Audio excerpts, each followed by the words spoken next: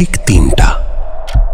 হঠাৎ আমার হোয়াটসঅ্যাপে একটা কল এলো, অচেনা নাম্বার। প্রথমে গুরুত্ব দিইনি, কিন্তু দ্বিতীয়বার কল আসতেই আমার শরীর ঠান্ডা হয়ে গেল, কারণ নাম্বারটা আমি চিনতাম।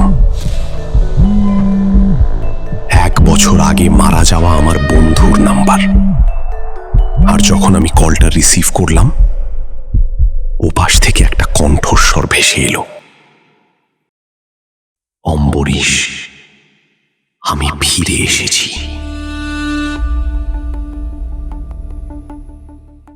বন্ধুরা, আজকের গল্পটা শেষ পর্যন্ত শুনবে, কারণ এই ঘটনার পর আমি আর কখনো রাত ৩টের হোয়াটসঅ্যাপ কল রিসিভ করার সাহস পাইনি।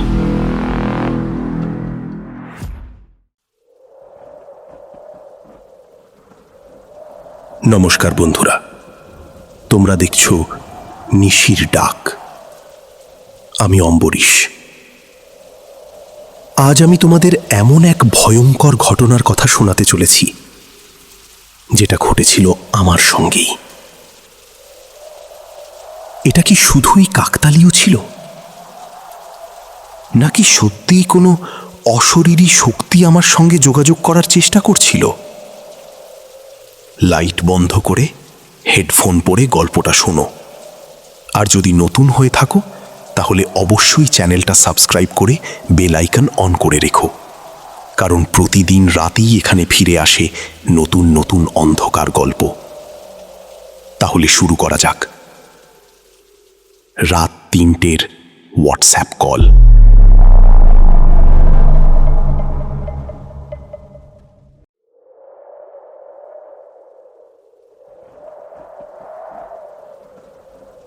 সেদিন রাতেও অন্য দিনের মতোই আমি একা ঘরে বসেছিলাম। বাইরে বৃষ্টি পড়ছিল। মোবাইল হাতে নিয়ে ইউটিউব দেখছিলাম। কখন যে ঘুমিয়ে পড়েছিলাম বুঝতেই পারিনি। হঠাৎ মোবাইলের ভাইব্রেশনে ঘুম ভেঙে গেল। হোয়াটসঅ্যাপ কল, অচেনা নাম্বার। কলটা কেটে গেল। ২ মিনিট পর আবার একই নাম্বার। আমি বিরক্ত হয়ে ফোনটা হাতে নিলাম, কিন্তু রিসিভ করার আগেই কলটা কেটে গেল। এরপর তৃতীয়বার। এবার কৌতূহল হলো। রিসিভ করলাম। হ্যালো। ওপাশে কোনো উত্তর নেই, শুধু কারোর নিঃশ্বাসের শব্দ, যেন খুব কাছে দাঁড়িয়ে আছে। আমি আবার বললাম, কে বলছেন? হঠাৎ একটা কণ্ঠস্বর ফিস ফিস করে বলল, অম্বরীশ। আমার বুক ধক করে উঠল, কারণ কণ্ঠস্বরটা আমার মৃত বন্ধু রাহুলের মতো শোনাচ্ছিল। রাহুল ১ বছর আগে দুর্ঘটনায় মারা গিয়েছিল। আমি নিজের চোখে তার শেষকৃত্য দেখেছি। তাহলে আমি কিছু বলার আগেই কল কেটে গেল। পরদিন সবকিছু ভুলে যাওয়ার চেষ্টা করলাম, কিন্তু পরের রাতেও ঠিক ৩টায় আবার কল। এবার রিসিভ করতেই ওপাশ থেকে একটা কথা শোনা গেল, ছাদে আয়। আমার শরীর কেঁপে উঠল। আমি কল কেটে দিলাম। সঙ্গে সঙ্গে একটা হোয়াটসঅ্যাপ মেসেজ এলো, আমি অপেক্ষা করছি। মেসেজের সঙ্গে একটা ছবি। ছবিটা জুম করতেই আমার বুকের রক্ত হিম হয়ে গেল। ওটা আমার বাড়ির ছাদ। মানে, যে ছবি পাঠিয়েছে সে তখন আমার বাড়ির ছাদেই ছিল। ঠিক তখনই ওপর থেকে ভারী কিছু টেনে নিয়ে যাওয়ার শব্দ এলো।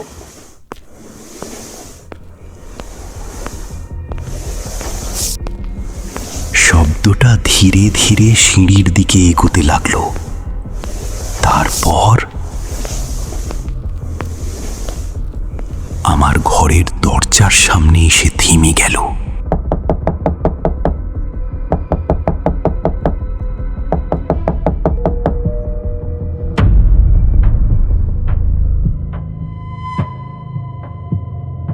দরজায় 3 বার নক।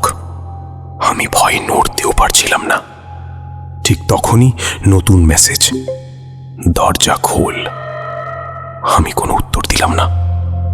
1 মিনিট পর আবার মেসেজ, আমি বাইরে দাঁড়িয়ে আছি।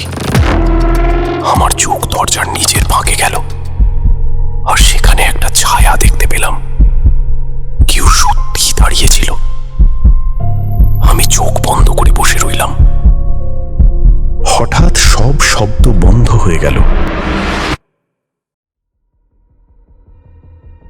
কতক্ষণ কেটে গিয়েছিল জানি না। ভোরের আলো ফুটতেই দরজা খুললাম। বাইরে কেউ নেই, কিন্তু মেঝেতে পড়েছিল একটা পুরনো ছবি। ছবিটায় আমি আর রাহুল,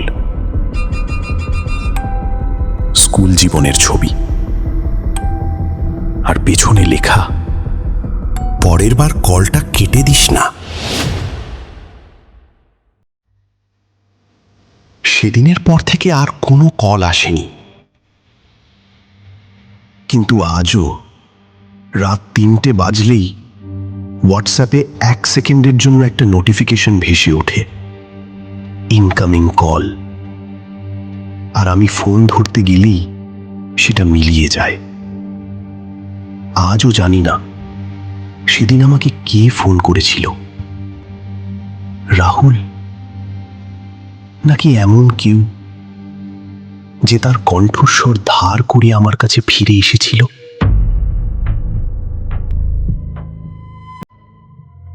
তো বন্ধুরা, তোমাদের কি মনে হয়, অম্বরীশের কাছে আসা সেই কলটা কি সত্যি রাহুলের ছিল, নাকি এর পেছনে ছিল আরো কোনো অজানা রহস্য? তোমাদের মতামত অবশ্যই কমেন্টে জানিও। ভিডিওটা ভালো লাগলে একটা লাইক করো, আর এমন আরো ভয়ঙ্কর, রহস্যময় এবং গা ছমছমে গল্প শুনতে নিশির ডাক চ্যানেলটি সাবস্ক্রাইব করে বেল আইকন অন করে রেখো। আমি অম্বরীশ আজকের মতো বিদায় নিচ্ছি। দেখা হবে আবার পরের অন্ধকার রাতে। ততক্ষণ পর্যন্ত সাবধানে থেকো।